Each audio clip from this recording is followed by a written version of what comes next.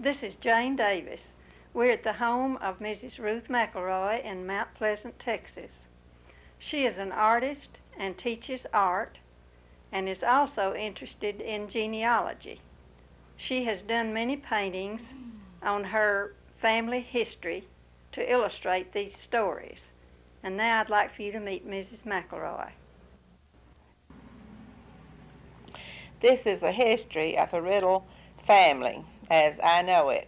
I can't take credit for the research because my father's cousin, Fred Plum, did the research after he retired. He went back to the many places that the Riddles had lived and did research on the family. The first record of the Riddles being in America is when they came from Scotland to Virginia colony. When the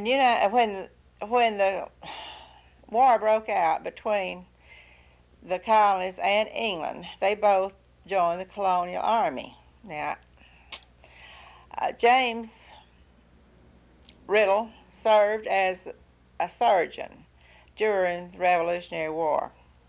There's still a surgical kit in the Riddle family that he carried during the war. The last that I knew about this kit of surgical instruments, they were in Gladney Riddle's family.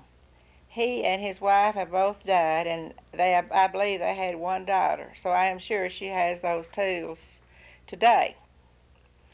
William Thomas Riddle married Harriet Rogers Roberts, and they had 6 sons and 1 daughter.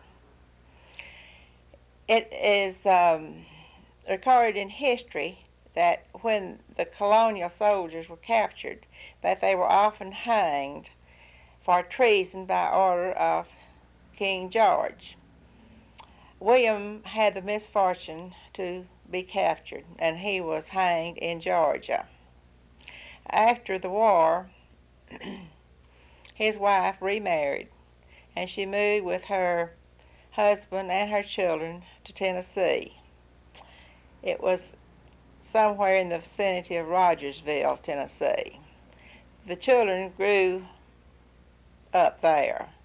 My great-granddaddy, Isaac Riddle, married at Rogersville and later moved his wife and his children to Boonesboro, Kentucky.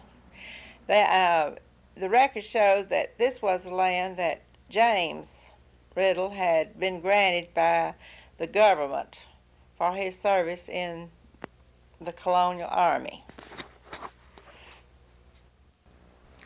From the earliest times, American waterways were recognized as being the easiest and the most convenient method of travel. Thus, early settlers coming to Texas often used the many southern streams to reach the Red River. If the water was high enough, they were able to go either to Jefferson or farther up the river to points between Texas and Oklahoma. This painting represents the family of Isaac Riddle, who at the age of 70 with his wife, Ann, left his home in Boonesboro, Kentucky. Accompanying them on their barge was a teenage son, Isaac Roger.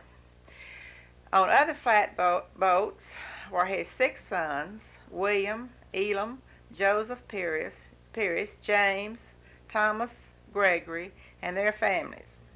Also, there was a daughter, Harriet, and her husband, Hollis Riggs. On these flatboats made of tall Kentucky timbers, they traveled by river to Shreveport, Louisiana. It was late summer when they arrived. The water was low, and travel farther up the river was impossible. In Shreveport, they dismantled their boats and sold the timbers.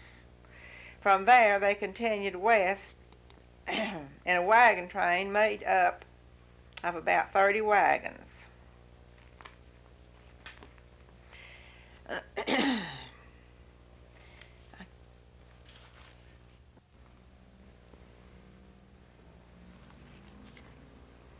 From Shreveport, the wagons, many pulled by oxen, traveled northwest towards Jefferson, Texas. The trail they followed was narrow, winding through jungle-like forest with many hills to climb between the boggy, reptile-infested streams. In the foreground, on the horse, is Isaac Roger Riddle, then a teenager, who in later years was quoted as saying, "On a good day we travel 10 miles." Other families traveling in the same train were known to be Samuel Morris, A.C. Smith, C.H. Lennon, J.W.G. Wood, W.C. Batt, who settled in Jefferson, Reynolds, first name unknown, T.S. and T.J. Rogers, Samuel Cochran, Abner Chapman, William Sparks, Elijah Harbor, W.J. Williams, Williams Keith, L. Ainsworth, who settled in Dangerfield, William Simpson, and William Mann Stevenson. This wagon train then plowed northwestward on the Caddo Trace.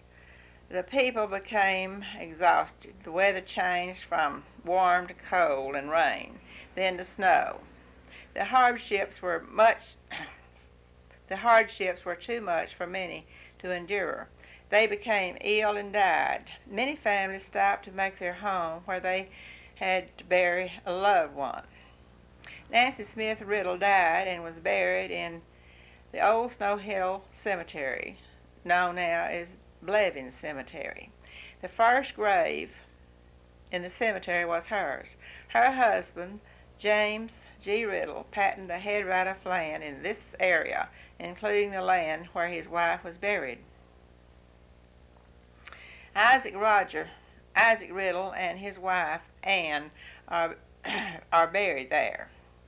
It is believed that other relatives are buried there. It is known that pioneers planted cedar trees at the head of the graves of the loved ones, and several are located near the graves of great-great-granddaddy Isaac Riddle and grandmother Riddle. What remained of this wagon train arrived in the vicinity of Mount Pleasant in December 1840. They found many flowing streams, some bubbling red water, some blue water. As the Indians had before them, they believed that the water contained healing power. Many being ill and all the others exhausted, it was decided they would remain and build shelters for the remainder of the winter and drink the magic water.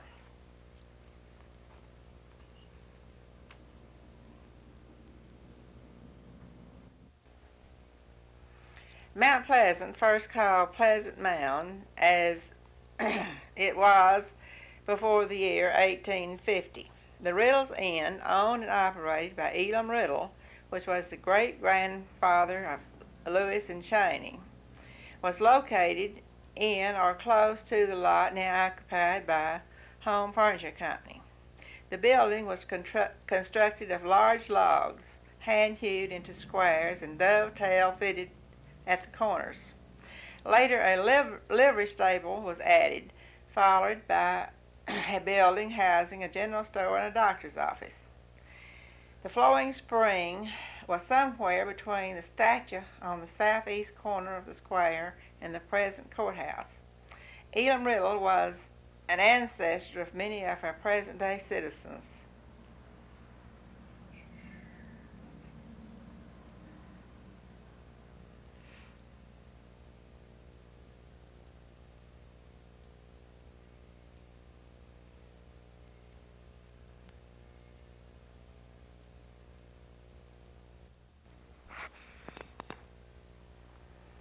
Port Caddo was established as a boat landing on Caddo Lake about 1837, probably the largest of several such landings that came into existence about that time.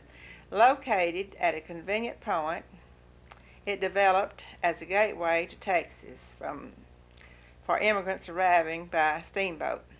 A stagecoach route connected Fort Caddo to Marshall to the south and was established about 1846. Later the route was extended to settlements along the Caddo Trace and into Clarksville to the north. Fort Caddo was notorious for the crimes committed there and near there on roads leading into the interior of Texas, so legend tells us.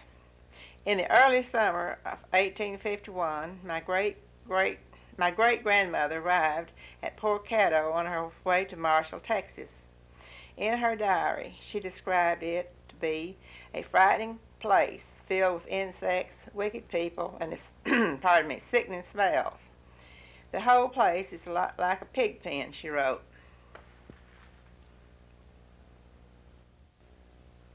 Pioneer women were often left alone to defend their homes against renegade Indians, wild animals, and outlaws. This painting portrays a story by my grandmother, Emma Riddle Sloan, told to me when I was a child. Her father, being a doctor and minister, was gone from home much of the time. She recalled her mother having to shoot a bear at their home just north of Damascus Church.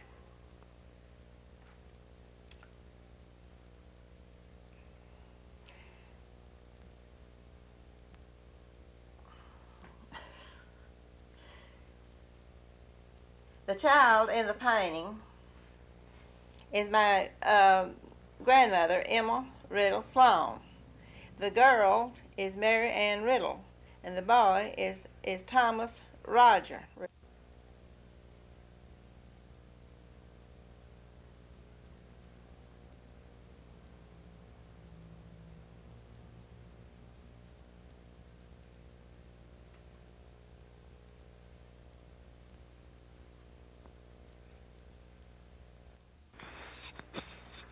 During the Civil War, during the Civil War, there was several of my ancestors that were Confederate soldiers, and I have painted this in honor of them. I had one great-great-granddaddy King. He and 4 of his sons were killed during the Civil War. My great-granddaddy, Isaac Riddle, fought in the Civil War. My great-granddaddy, Wood, fought in the Civil War.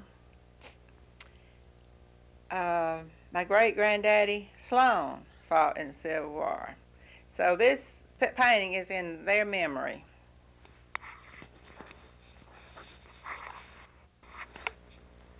My neighbor, Mrs. Ernest Brown, told me that when she was a child living with her parents near Talco, her mother became ill with pneumonia. Her father came to Mount Pleasant to get Dr. Isaac Riddle. They rode to Talco during an ice storm. The doctor stayed to minister to her mother until she had passed the crisis. I imagine this picture was a familiar scene in the lives of all the doctors in this area and time.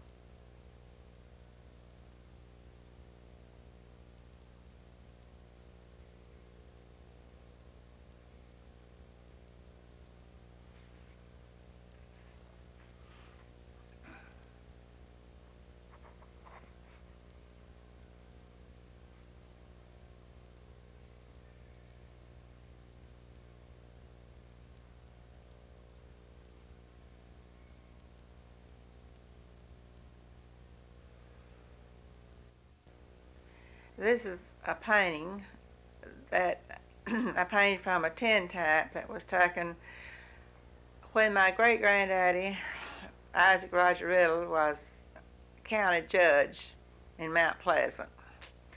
The years were sometime in the late 1870s and early 1880s.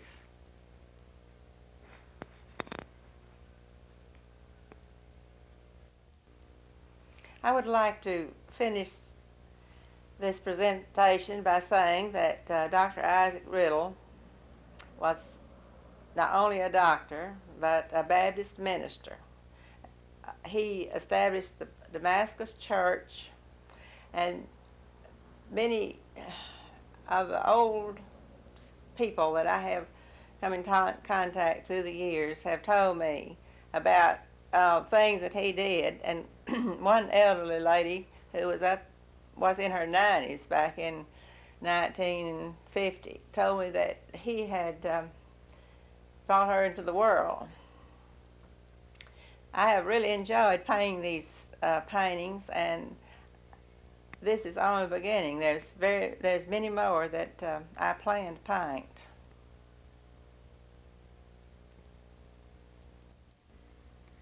We want to thank Mrs. McLeroy for this presentation of her paintings and her family history, and she has done such an excellent job of doing these, and we'll be back later to do some more on her paintings.